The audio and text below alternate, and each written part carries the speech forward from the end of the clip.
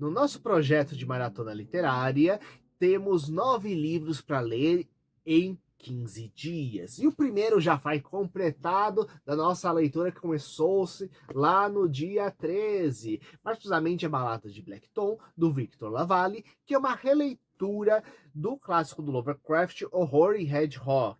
Então vamos comigo aqui, o Luiz, do Monstros e Aventuras, a gente conversar um pouco sobre essa história que mistura clima de detetive com horror cósmico. Isto é, o conceito de termos entidades que a gente não consegue nem definir direito com aquilo que a gente chamaria de fantasmas, bruxas, demônios, etc., que até são mencionados nesse tipo de história, mas quando você vai ver, estamos falando de seres cuja própria presença deforma a própria realidade, o espaço, o tempo, e inclusive brinca-se muito da ideia do Lovecraft dizer que é tudo indescritível, né? Mas na verdade o conceito é que o Lovecraft, quando ele escreveu esse tipo de material, inclusive nosso cutulinho aqui para pegar e nos fazer companhia, ele estava, muitas vezes, aquilo que faz a descrição dele ser tão tensa é que ele descreve o processo de como os 5 sentidos vão se deformando e se deteriorando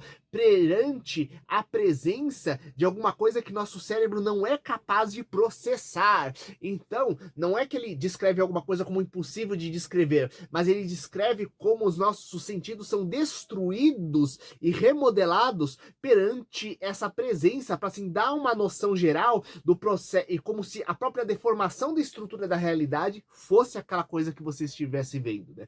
Por isso que é tão difícil adaptar Lovecraft. E no caso de Horror e Hedgehog, aqui inclusive está completinho nessa edição, justamente nas páginas escuras, né? Que as páginas brancas são o livro em si, as páginas escuras são o conto original, tanto que a história em si, ela chega a um pouquinho mais de 130 páginas, né? Tanto que por isso, como é um dos materiais fininhos, eu acabei resolvendo colocar essa maratona, afinal, não adianta pegar 9 calhamaços que não ia dar conta do recado, né? Lembrando que isso é um estímulo para a gente pegar e ler, acompanhar e dividir nossas leituras do momento, né?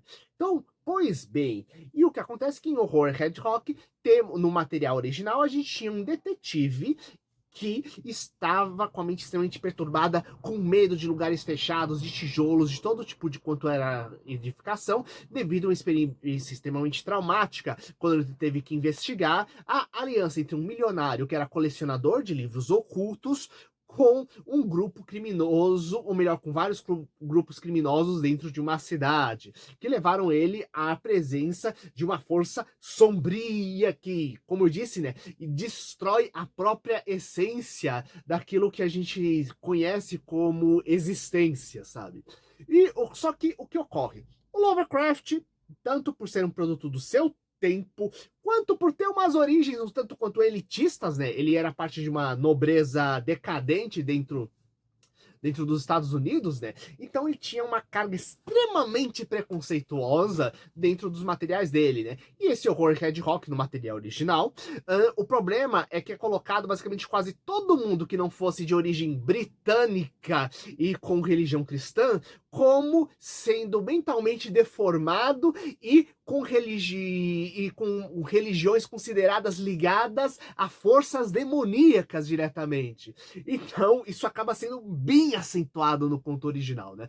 E o autor, que era fã do Lovecraft, porém reconheceu o autor do A Balada do Blackton, reconhecendo esses problemas, ao mesmo tempo sendo fã de como o Lovecraft fazia essas descrições, essas situações que chegava a criar medo nas pessoas, ele resolveu pegar e fazer a história como se fosse uma versão ampliada e de outro ponto de vista. Já que o protagonista é um rapaz chamado Tommy, que vive no Harlem, e o que acontece? Ele tenta ser um músico de jazz, ao mesmo tempo que ele tem que pegar e digamos, recorrer a certas falcatruas e fazer pequenos trabalhos que ele com legalidade duvidosa aqui e ali para tentar pagar as contas, já que além de ter nascido na pobreza, aí ele perdeu a mãe devido a uma tragédia familiar e o pai está quase inválido devido a uma doença, né? E piorado ainda por cima pelo estresse de ter perdido a mãe, né? Então, tudo isso faz com que ele pegue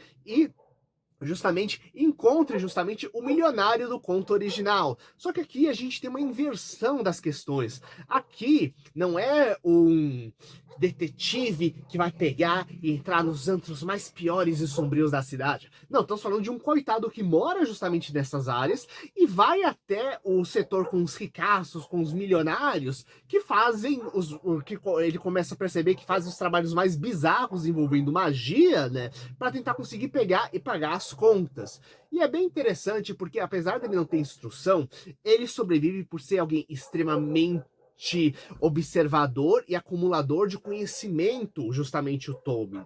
Então, basicamente, a forma como você se veste, a forma como você anda, ele repara em cada detalhe, tem um arquivo mental muito grande de como ver isso, como o padrão de comportamento das pessoas, além de com isso também saber se portar das mais diversas formas para criar as mais diversas reações, né? Então, é bem interessante, porque ele é fraco tecnicamente, fisicamente, né? Situações muito tensas, onde você tem gangues locais, você tem uma polícia que considera automaticamente como um infrator, independente de qualquer coisa, você tem um pessoal rico que considera ele como um delinquente que pode atacar qualquer um a qualquer momento, né? Então, coitado, vai nas mais diversas situações tentando sobreviver com sua música, né? Até que tudo muda quando ele tem que levar um livro de magia para justamente um desses ricaços. E como eu disse, é bem interessante, né, que ele não conhece magia, mas ele é observador.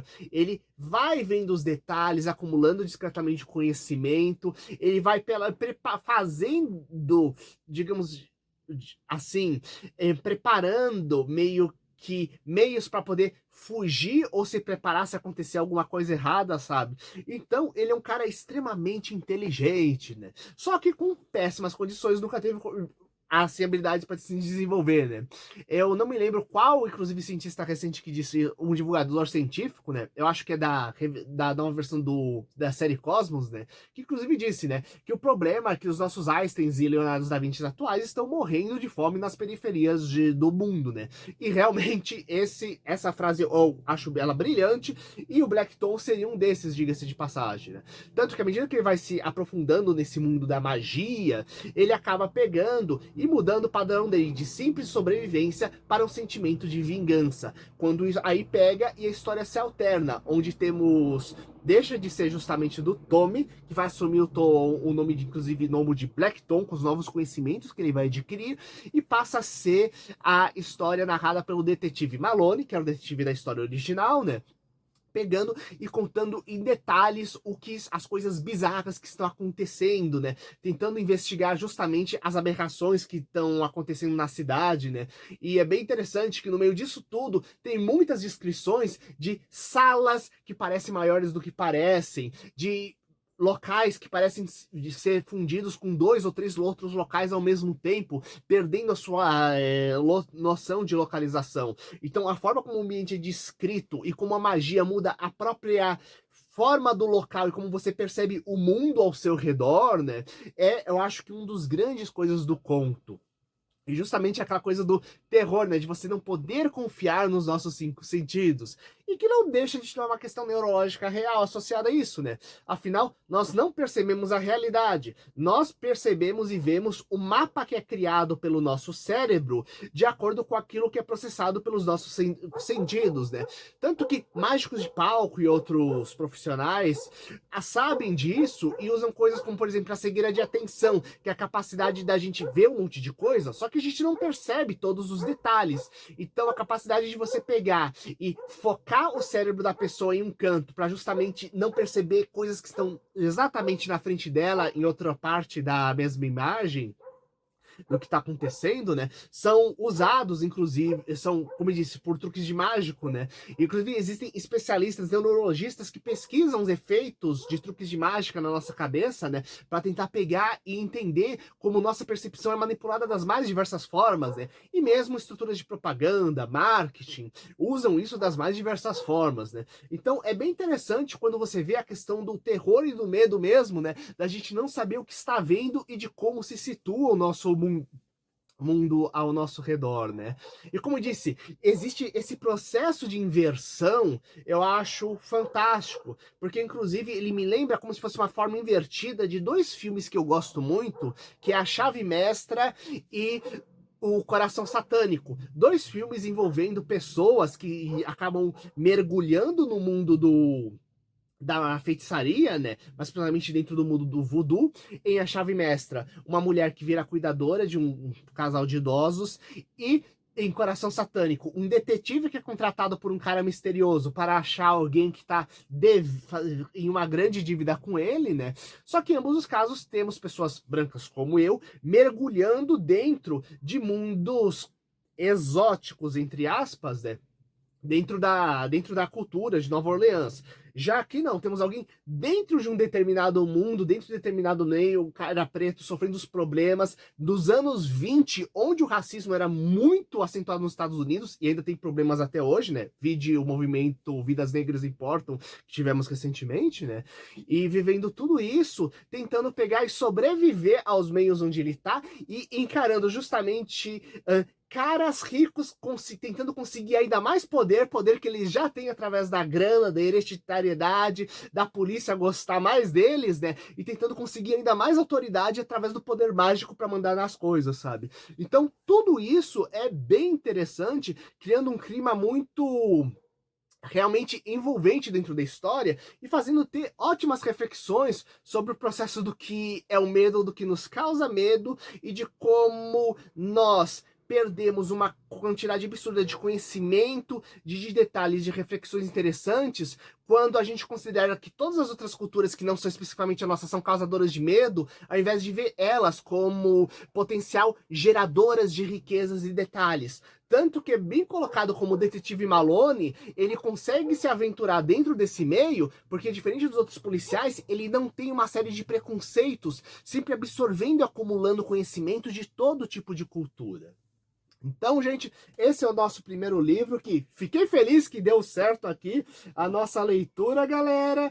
E no nosso próximo, que vamos começar a leitura, e quando acabar vai ser o nosso próximo vídeo, vamos falar do Perigo nas Linhas de Código, um livro dessa vez brasileiro sobre investigação hacker. Então, galera, se vocês estão gostando aqui do material, coloque aqui embaixo, fale os livros que vocês estão lendo, compartilhe com seus amigos e até o próximo vídeo. Falou!